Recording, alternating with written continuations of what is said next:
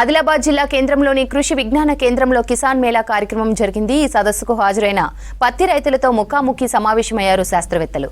పత్తిలో అధిక దిగుబడులు సాధించడానికి ఎలాంటి పద్ధతులు పాటించాలని వివరించారు. Jayashankar agriculture university director professor Yakathri మంచి నాణ్యమైన విత్తనాలు ఎంపిక చేసుకోవాలని సూచించారు. పెట్టుబడి వ్యయం తగ్గించుకోవడానికి ఆధునిక సాగు పద్ధతులు అవలంబించాలని సూచించారు. పత్తిలో గులాబీ పురుగు తెగుళ్లు పట్టకుండా ఎలాంటి నివారణ చర్యలు చేపట్టాలో రైతులకు వివరించారు శాస్త్రవేత్తలు.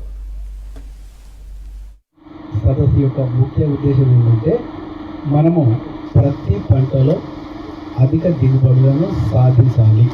ఎందుకంటే తెలిసిందే పత్తి యొక్క ప్రాధాన్యత ప్రపంచవ్యాప్తంగా పత్తికి అధిక డిమాండ్ ఉంది ప్రపంచంలో.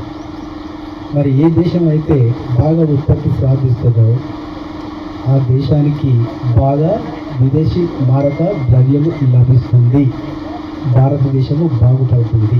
అంటే రైతు సోదరులు వాళ్ళు చేసినటువంటి కష్టానికి ప్రతిఫలం దక్కుతుంది. అలాగే భారతదేశానికి కూడా విదేశీ మారక ద్రవ్యాన్ని సంపాదించి పెట్టడంలో వాళ్ళు తోడ్పడుతున్నారు. కాబట్టి ఆ అభివృద్ధి ఫలాలు వ్యవసాయ రంగానికే కాక ఇతర రంగాలకు కూడా తోడ్పాటు అవుతుంది అనేటువంటి ఒక ముఖ్య విషయాన్ని మనము దృష్టిలో పెట్టుకోవాలి.